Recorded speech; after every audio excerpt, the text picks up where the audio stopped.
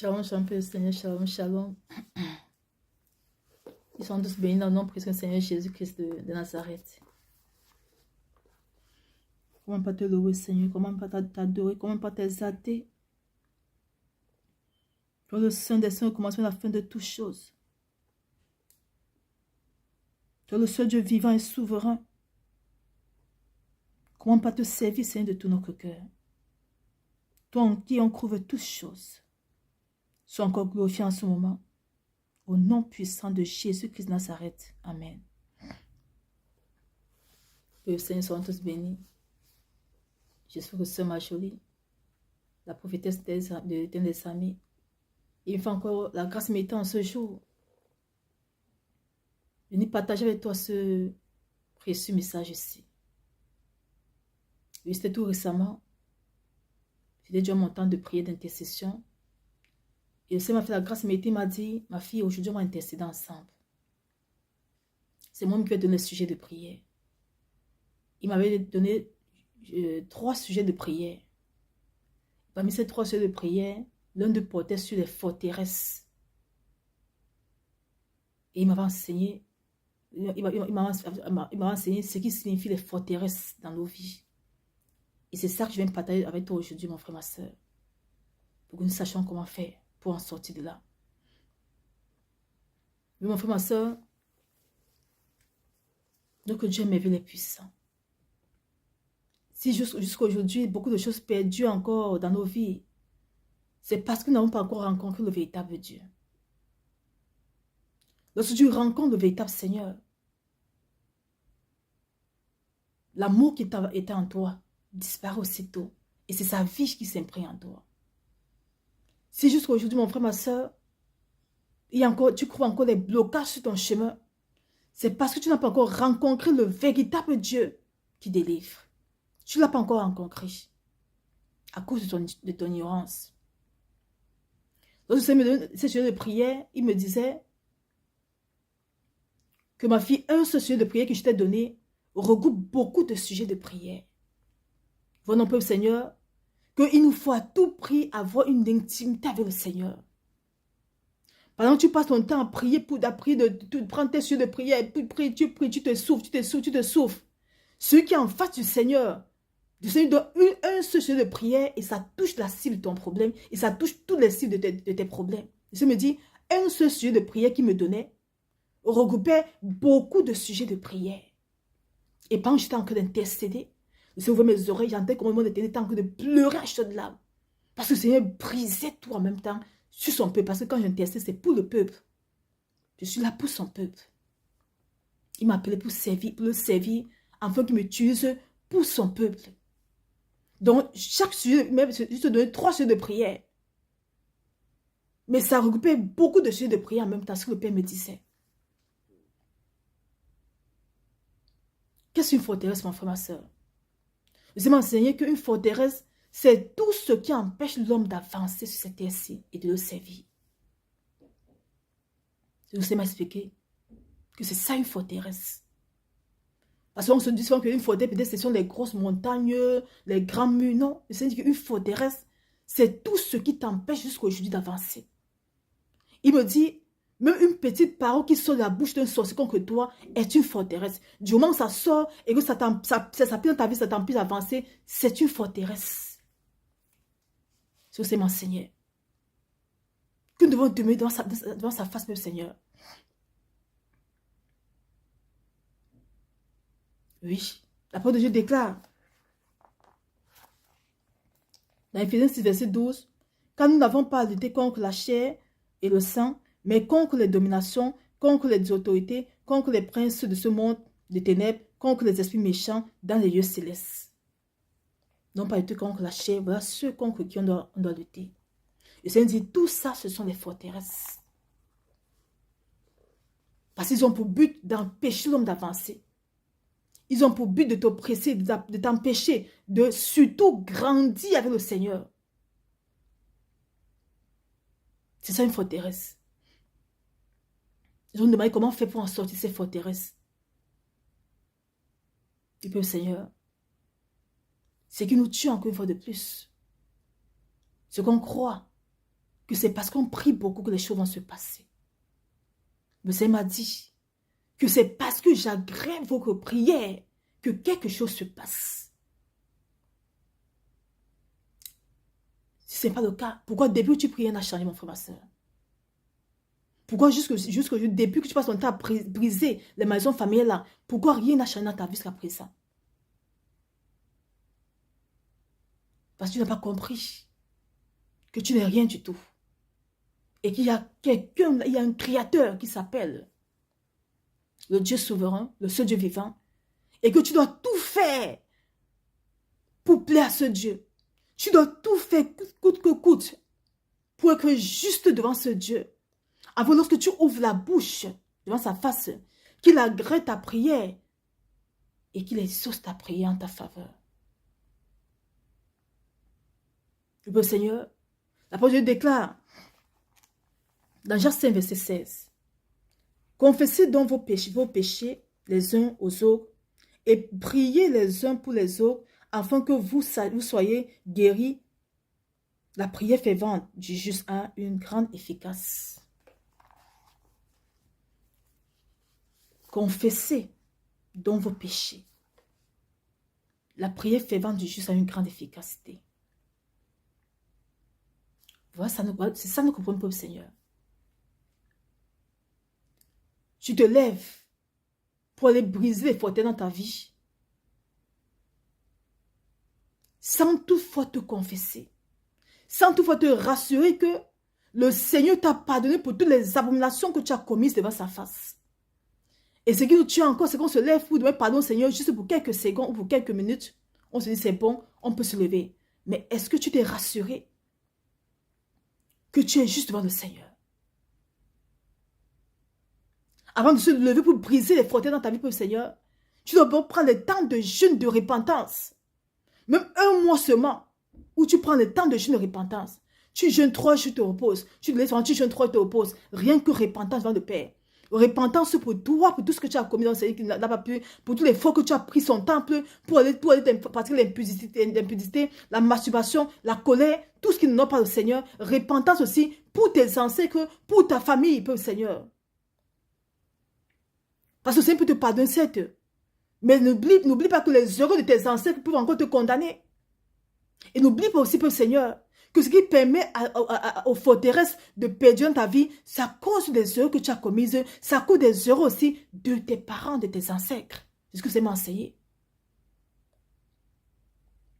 Alors avant de te lever pour combattre ces forteresses, tu dois d'abord te rassurer que tu es propre devant le Seigneur et cela au grave de la repentance sincère.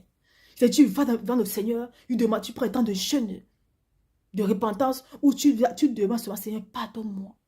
Pour toutes les fois que tu n'es pas mal comme tu désirais. Pardonne-moi pour toutes les fois que j'ai pris ton temps pour pécher avec. Pardonne-moi, Seigneur. J'implore ta miséricorde. J'implore ta miséricorde. Seigneur, pardonne mes ancêtres. Pardonne tout ce qu'ils ont fait. Ils ont pratiqué l'idolâtrie. Ils ont adoré les crânes. Ils ont adoré les faux dieux, Seigneur. Pourtant, c'est ce que tu n'aimes pas. Et à cause de ça, je suis en train de souffrir aujourd'hui.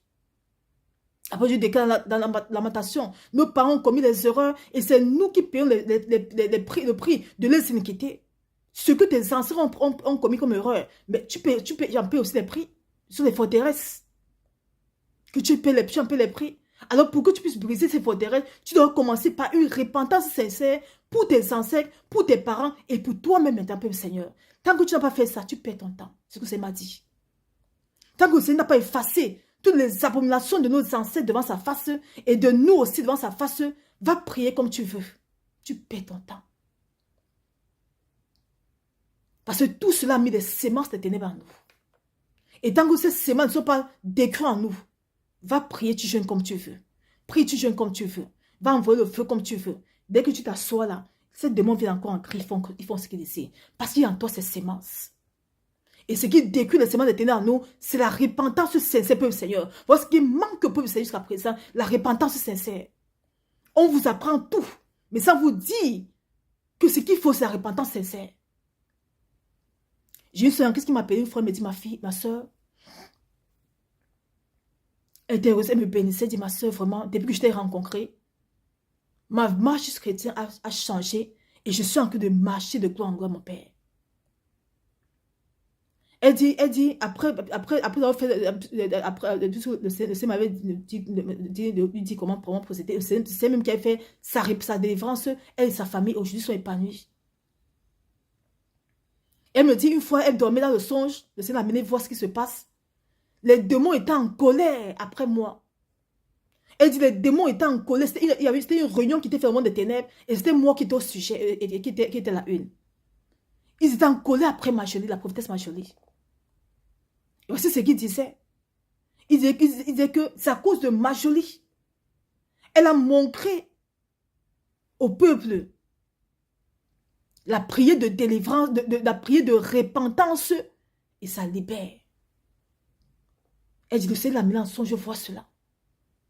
Elle me dit, ma soeur, donc ce que tu nous enseignes, ce que le Seigneur te demande de nous enseigner, c'est vraiment vrai. Le monde est en colère. Ils disent qu'à cause de toi, le peuple est en train de se repentir. Et c'est ça qui les libère, peuple Seigneur.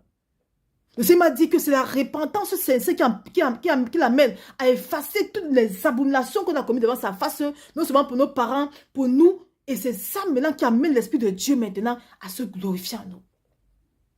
Maintenant, tu te lèves pour briser les fauteuils dans ta vie. Mais tu oublies que à chaque fauteuil, ça a attaché un esprit. Lorsque quelqu'un t'envoie une malédiction par exemple, mais la malédiction accompagnée d'un esprit, cet esprit-là vient s'assurer ce que la parole qui a été déclarée s'applique dans ta vie. Maintenant, tu te lèves physiquement, tu te lèves, maintenant tu vas dans la prière, avec tous ces péchés en toi, que tu n'aimes pas encore sur cette parole, toutes ces erreurs, tu vas combattre cet esprit. Mais tu combats cet esprit avec l'esprit pour le Seigneur. Parce que ce qui peut découvrir cette forteresse, c'est l'esprit de Dieu qui est en toi. Mais l'esprit de Dieu ne règne en toi que c'est seulement si ton cœur est justifié, est purifié par le Seigneur. Et c'est que quand la repentance sincère, que le Seigneur efface nos erreurs, maintenant l'esprit de Dieu maintenant grandit en nous, maintenant se glorifie en nous. Et maintenant lui-même se lève maintenant pour briser la forteresse dans ta vie. Tu dois maintenant pour les briser sans avoir passé cette étape-là. Tu t'attends encore pour le Seigneur. Tu t'attends à quelle délivrance? Tu t'attends à quoi? C'est la raison pour laquelle jusqu'à présent, les malédictions familiales perdues encore dans ta vie. Jusqu'à présent, tes enfants sont encore tourmentés comme par le monde des ténèbres. Jusqu'à présent, tu ne vis que selon la volonté parfaite des ténèbres dans ta vie. Oui, je peux au Seigneur. Le Seigneur a ses principes. Et tant que tu ne suis pas ses principes, tu perds ton temps. C'est la repentance sincère qui amène le Seigneur à non seulement nous pardonner et à faire maintenant de nous une nouvelle créature, s'il vous plaît. Une nouvelle créature. Cette créature en qui l'Esprit de Dieu maintenant nous amène à tuer notre chair. De pas tant tu pas tuer ta chair. C'est l'Esprit de Dieu en toi qui t'amène à tuer ta chair. C'est-à-dire, quelqu'un peut venir t'insulter comme ça. Tu entends une voix fine qui te dit, ne parle pas, laisse tomber, laisse tomber. Et tu supportes et tu vas dans la prière. Tu veux prendre le chemin gauche, c'est de non. Tu entends l'Esprit de Dieu qui te dit non, prends le chemin droit. Cette voix douce qui te parle à l'intérieur là, c'est l'Esprit de Dieu. Lorsque tu deviens une nouvelle créature, Dieu il te l'a maintenant pour te guider. Et c'est l'Esprit de Dieu maintenant en toi qui rend ta prière puissante, peuple du Seigneur. L'Esprit de Dieu. Pas ta prière, mais l'Esprit de Dieu. C'est lorsque tu dis feu. L'Esprit de Dieu rend ta prière puissante. Le feu sort. Et ça atteint sa cible. Voilà, nous comprenons pas le Seigneur. On se laisse juste pour briser les maisons familiales. On se laisse juste pour briser les forteresses. Pour briser le célibat. Pour briser la stagnation, la limitation. Mais sans la puissance de l'Esprit de Dieu en nous. Qui es-tu pour aller combattre les forteresses? Tu as quelle force pour les combattre? Ce sont les entités spirituelles.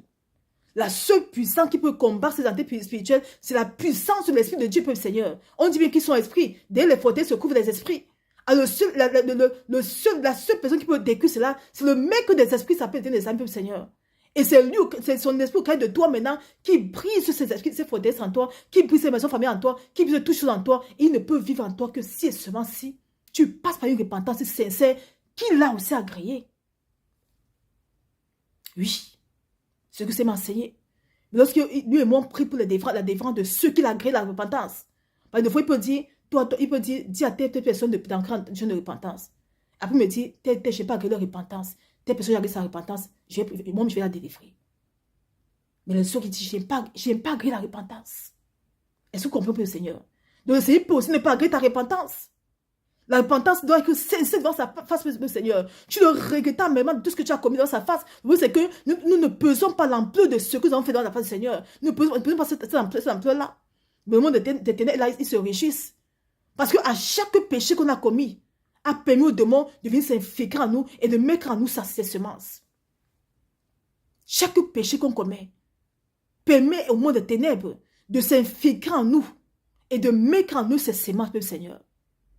Alors, lorsque tu veux aller devant la face du Seigneur, va avec repentance. Et lorsque tu vas avec repentance, ne pars pas pour qu'il brise les forteresses d'abord, mais va pour dire, Seigneur, je veux grandir avec toi. Je veux marcher avec toi.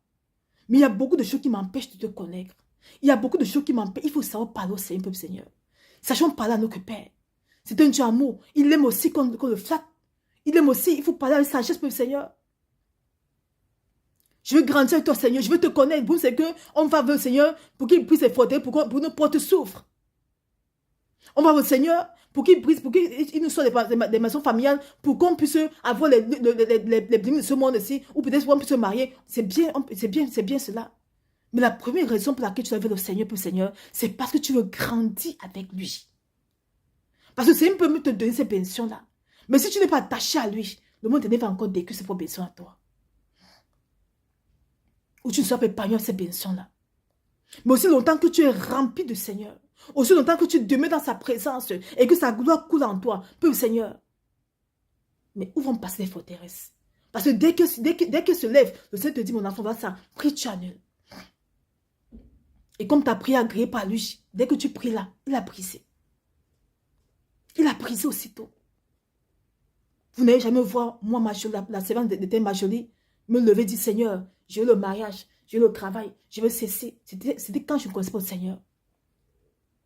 Mais quand il m'avait dit, lis la Bible dans la Bible, et que j'ai commencé à méditer sa parole, et que l'Esprit de Dieu a commencé à me donner les secrets de la parole, comment on doit faire. Ma seule préoccupation est, Seigneur, tu ma chair. Je veux te servir. Comme les apôtres t'ont servi, là, c'est comme ça que je veux te servir. Je veux marcher sur tes voies, Père. Je veux être une folle devant ta face. Je veux t'aimer de tout mon cœur. C'est ça ma prière jusqu'à aujourd'hui. Parce que longtemps que tu es rempli de Seigneur, il sait dans sa parole, vous n'êtes pas besoin de demander quoi que ce soit. Je sais ce qui est bien pour vous. Et quand la besoin arrive, il me dit, mon enfant, je vais te donner ceci. Et le moment arrive, le jour J, ça s'applique. Et des fois, l'ennemi se lève pour vouloir bloquer. Le Seigneur me dit, voilà ce qu'ils sont en train de faire. Je prie, j'annule. Et le Seigneur me donne ma personne comme il me l'a dit, par sa grâce et mérité.